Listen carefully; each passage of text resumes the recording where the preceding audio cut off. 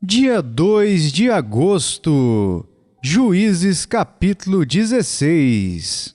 Sansão foi a Gaza e viu ali uma prostituta e coabitou com ela. Foi dito aos gazitas: Sansão chegou aqui. Cercaram-no, pois, e toda a noite o esperaram às escondidas na porta da cidade. E toda a noite estiveram em silêncio, pois diziam: esperaremos até o raiar do dia, então daremos cabo dele. Porém Sansão esteve deitado até a meia-noite. Então se levantou e pegou ambas as folhas da porta da cidade, com suas ombreiras, e juntamente com a tranca as tomou, pondo-as sobre os ombros, e levou-as para cima, até ao cimo do monte que olha para Hebrom. Depois disto, aconteceu que se afeiçoou a uma mulher do vale de Soreque, a qual se chamava Dalila. Então os príncipes dos filisteus subiram a ela e lhe disseram: persuade-o e vê em que consiste a sua grande força e com que poderíamos dominá-lo e amarrá-lo, para assim o subjugarmos. E te daremos cada um 1.100 siclos de prata. Disse, pois, Dalila a Sansão: declara-me, peço-te, em que consiste a tua grande força e com que poderias ser amarrado para te poderem subjugar. Respondeu-lhe Sansão: se me amarrarem com 7 tendões frescos, ainda não secos, então me enfraquecerei e serei como qualquer outro homem. Os príncipes dos filisteus trouxeram a Dalila 7 tendões frescos, que ainda não estavam secos, e com os tendões ela o amarrou. Tinha ela no seu quarto interior homens escondidos. Então ela lhe disse: os filisteus vêm sobre ti, Sansão. Quebrou ele os tendões como se quebra o fio da estopa chamuscada. Assim, não se soube em que lhe consistia a força. Disse Dalila a Sansão: eis que zombaste de mim e me disseste mentiras. Ora, declara-me agora com que poderia ser amarrado. Ele lhe disse: se me amarrarem bem com cordas novas com que se não tenha feito obra nenhuma, então me enfraquecerei e serei como qualquer outro homem. Dalila tomou cordas novas e o amarrou, e disse-lhe: os filisteus vêm sobre ti, Sansão. Tinha ela no seu quarto interior homens escondidos. Ele as rebentou de seus braços como um fio. Disse Dalila a Sansão: até agora tens zombado de mim e me tens dito mentiras. Declara-me, pois, agora, com que poderias ser amarrado?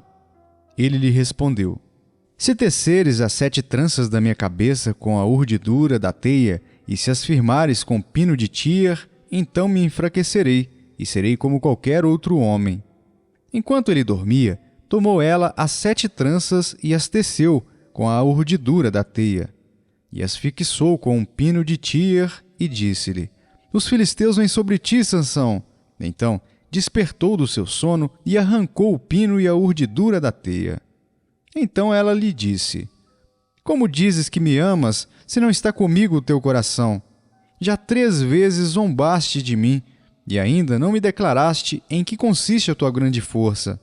Importunando-o ela todos os dias com as suas palavras e molestando-o, apoderou-se da alma dele uma impaciência de matar. Descobriu-lhe todo o coração e lhe disse: nunca subiu navalha à minha cabeça, porque sou nazireu de Deus, desde o ventre de minha mãe. Se vier a ser rapado, ir-se-á de mim a minha força, e me enfraquecerei, e serei como qualquer outro homem. Vendo, pois, Dalila que já ele lhe descobrira todo o coração, mandou chamar os príncipes dos filisteus, dizendo: subi mais esta vez, porque agora me descobriu ele todo o coração. Então os príncipes dos filisteus subiram a ter com ela e trouxeram com eles o dinheiro. Então Dalila fez dormir Sansão nos joelhos dela, e tendo chamado um homem, mandou rapar-lhe as 7 tranças da cabeça. Passou ela a subjugá-lo, e retirou-se dele a sua força. E disse ela: os filisteus vêm sobre ti, Sansão. Tendo ele despertado do seu sono, disse consigo mesmo: sairei ainda esta vez como dantes e me livrarei, porque ele não sabia ainda que já o Senhor se tinha retirado dele. Então os filisteus pegaram nele, e lhe vazaram os olhos e o fizeram descer a Gaza. Amarraram-no com 2 cadeias de bronze e viravam um moinho no cárcere. E o cabelo da sua cabeça logo após ser rapado, começou a crescer de novo. Então os príncipes dos filisteus se ajuntaram para oferecer grande sacrifício ao seu deus Dagom e para se alegrarem. E diziam: Nosso Deus nos entregou nas mãos a Sansão, nosso inimigo. Vendo o povo, louvavam ao seu Deus, porque diziam: Nosso Deus nos entregou nas mãos do nosso inimigo, e o que destruía a nossa terra, e o que multiplicava os nossos mortos.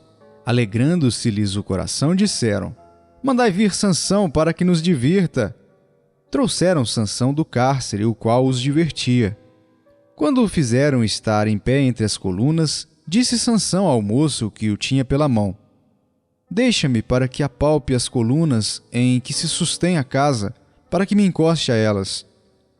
Ora, a casa estava cheia de homens e mulheres, e também ali estavam todos os príncipes dos filisteus. E sobre o teto havia uns 3.000 homens e mulheres que olhavam enquanto Sansão os divertia. Sansão clamou ao Senhor e disse: Senhor Deus, peço-te que te lembres de mim e dai-me força só esta vez, ó Deus, para que me vingue dos filisteus ao menos por um dos meus olhos. Abraçou-se, pois, Sansão com as 2 colunas do meio em que se sustinha a casa e fez força sobre elas, com a mão direita em uma e com a esquerda na outra, e disse: Morra eu com os filisteus! E inclinou-se com força, e a casa caiu sobre os príncipes e sobre todo o povo que nela estava. E foram mais os que matou na sua morte do que os que matara na sua vida. Então seus irmãos desceram, e toda a casa de seu pai. Tomaram-no, subiram com ele, e o sepultaram entre Zorá e Estaol, no sepulcro de Manoá, seu pai. Julgou ele a Israel 20 anos. Atos dos Apóstolos, capítulo 20. Cessado o tumulto, Paulo mandou chamar os discípulos e, tendo-os confortado, despediu-se e partiu para a Macedônia. Havendo atravessado aquelas terras, fortalecendo os discípulos com muitas exortações, dirigiu-se para a Grécia, onde se demorou 3 meses. Tendo havido uma conspiração por parte dos judeus contra ele, quando estava para embarcar rumo à Síria, determinou voltar pela Macedônia. Acompanharam-no até a Ásia Sópatro de Bereia, filho de Pirro, Aristarco e Secundo de Tessalônica, Gaio de Derbe e Timóteo, bem como Tíquico e Trófimo da Ásia. Estes nos precederam, esperando-nos em Troade. Depois dos dias dos pães asmos, navegamos de Filipos e em 5 dias fomos ter com eles naquele porto, onde passamos uma semana. No primeiro dia da semana, estando nós reunidos com o fim de partir o pão, Paulo, que devia seguir viagem no dia imediato, exortava-os e prolongou o discurso até a meia-noite. Havia muitas lâmpadas no cenáculo onde estávamos reunidos. Um jovem chamado Eutico, que estava sentado numa janela, adormecendo profundamente durante o prolongado discurso de Paulo, vencido pelo sono, caiu do 3º andar abaixo e foi levantado morto.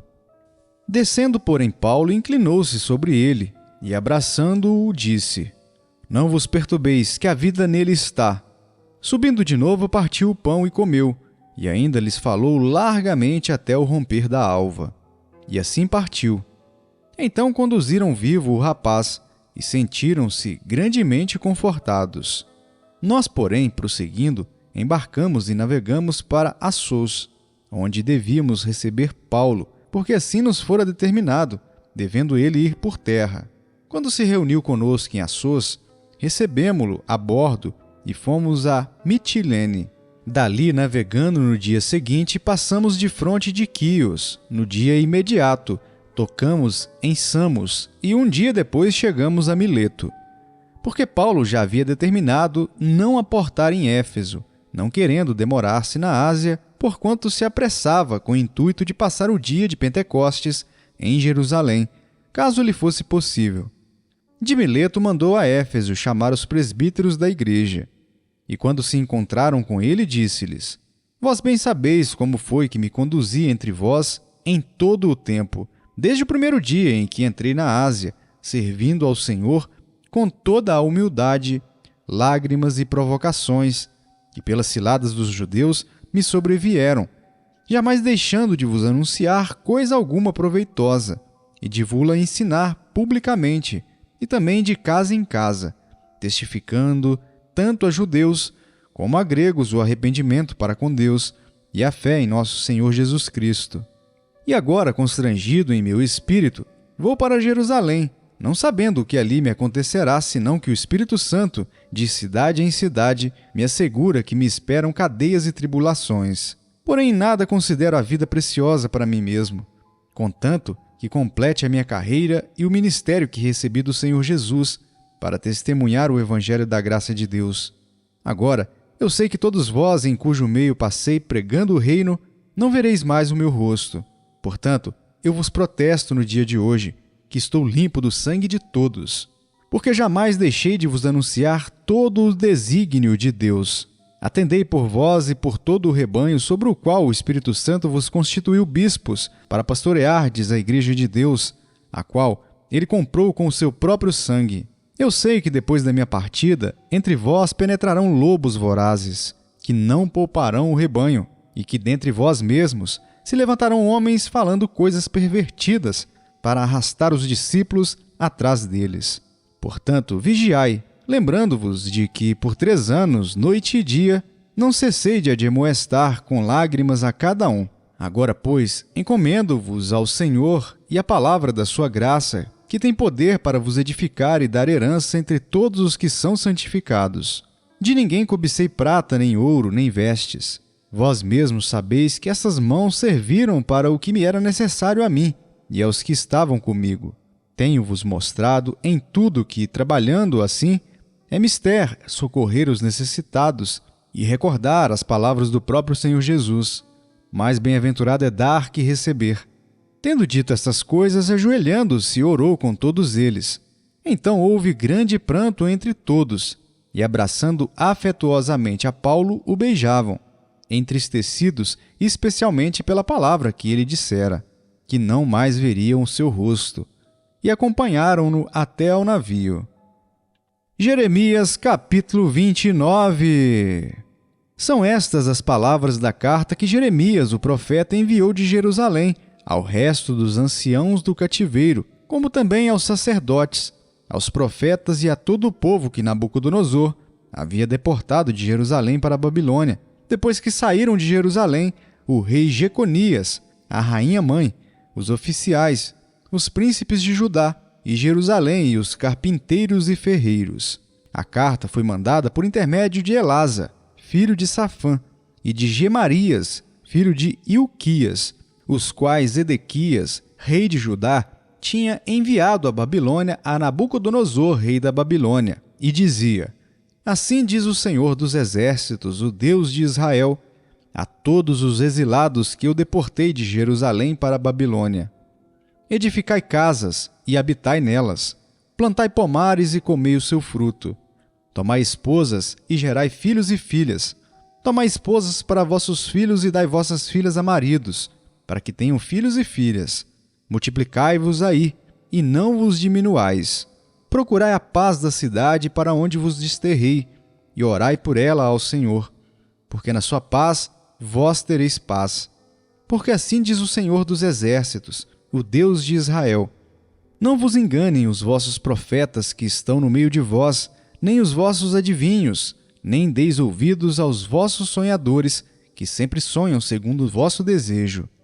Porque falsamente vos profetizam eles em meu nome. Eu não os enviei, diz o Senhor.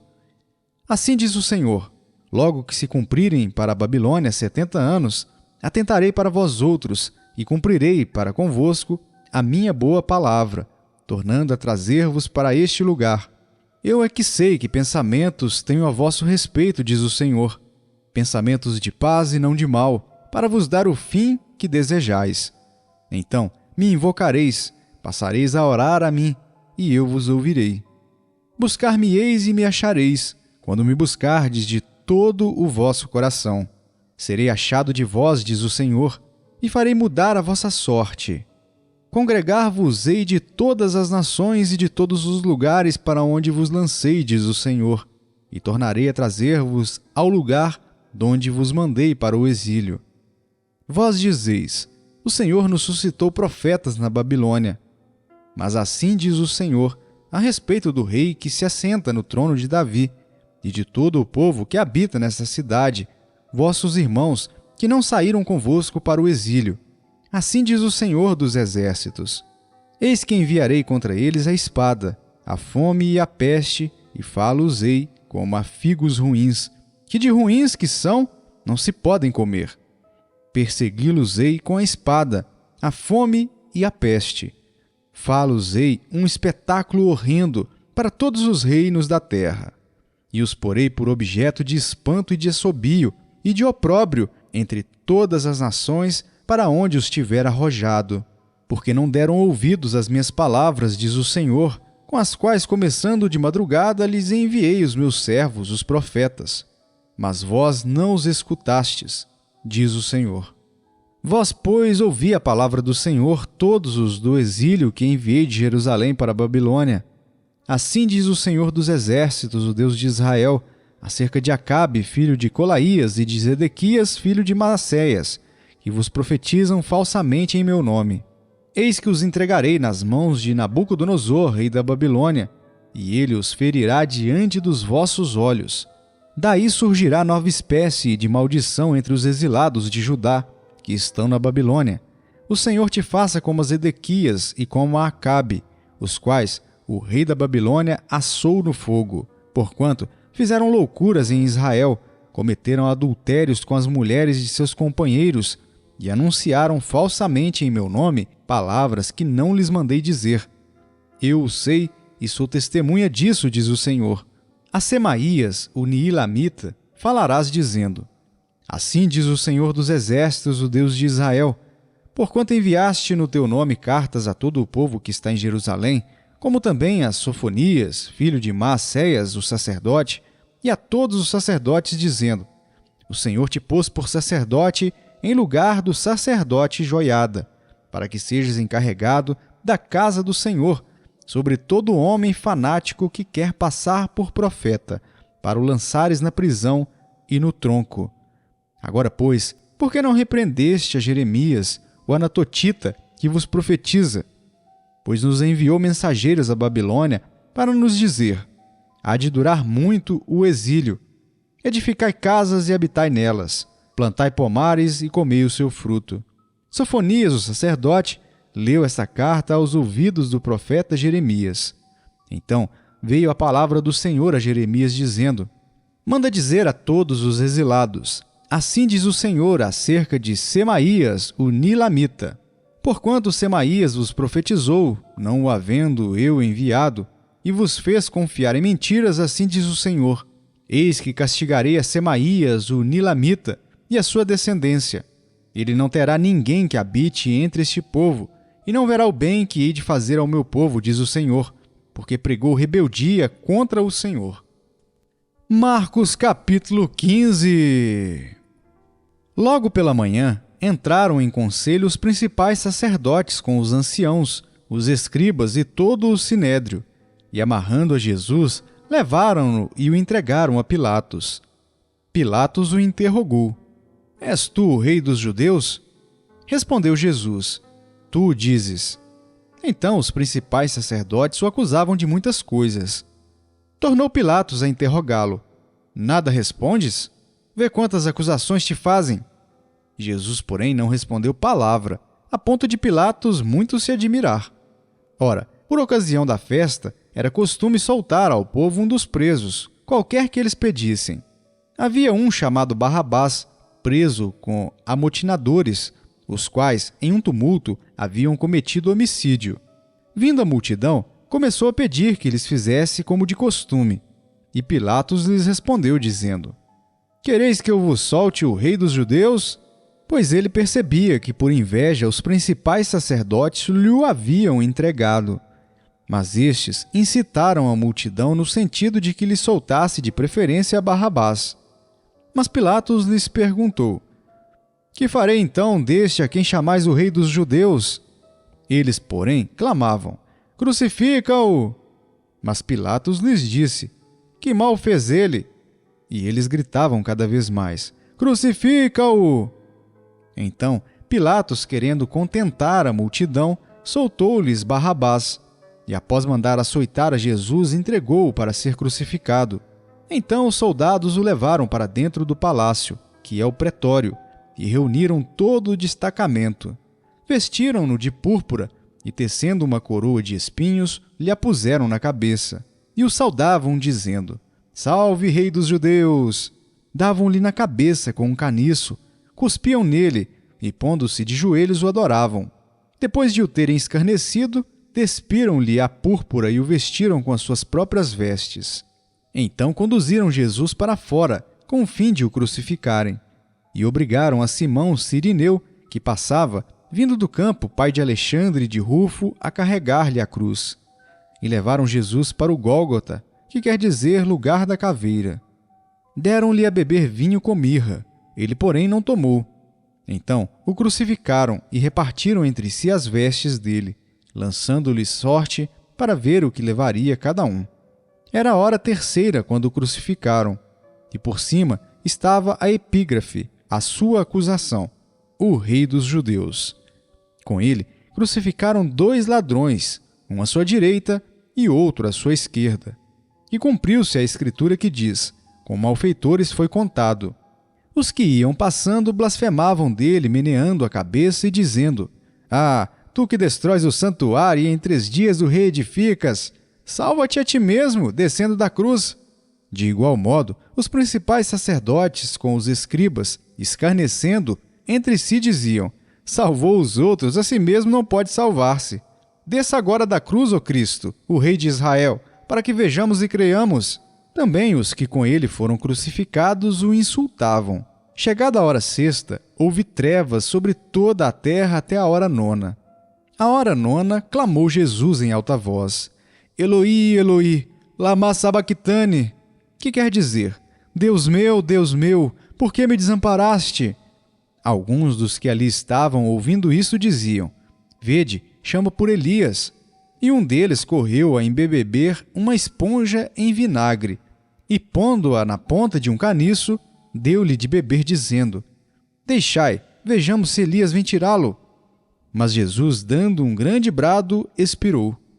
E o véu do santuário rasgou-se em 2 partes de alto a baixo. O centurião que estava em frente dele, vendo que assim expirara, disse: Verdadeiramente, este homem era o Filho de Deus. Estavam também ali algumas mulheres observando de longe, entre elas Maria Madalena, Maria, mãe de Tiago, o menor, e de José, e Salomé, as quais, quando Jesus estava na Galiléia, o acompanhavam e serviam. E além destas, muitas outras que haviam subido com ele para Jerusalém. Ao cair da tarde, por ser o dia da preparação, isto é, a véspera do sábado, vindo José de Arimateia, ilustre membro do Sinédrio, que também esperava o reino de Deus, dirigiu-se resolutamente a Pilatos e pediu o corpo de Jesus. Mas Pilatos admirou-se de que ele já tivesse morrido, e tendo chamado o centurião, perguntou-lhe se havia muito que morrera. Após certificar-se pela informação do comandante, cedeu o corpo a José. Este, baixando o corpo da cruz, envolveu-o em um lençol que comprara e o depositou em um túmulo que tinha sido aberto numa rocha, e rolou uma pedra para a entrada do túmulo. Ora, Maria Madalena e Maria, mãe de José, observaram onde ele foi posto.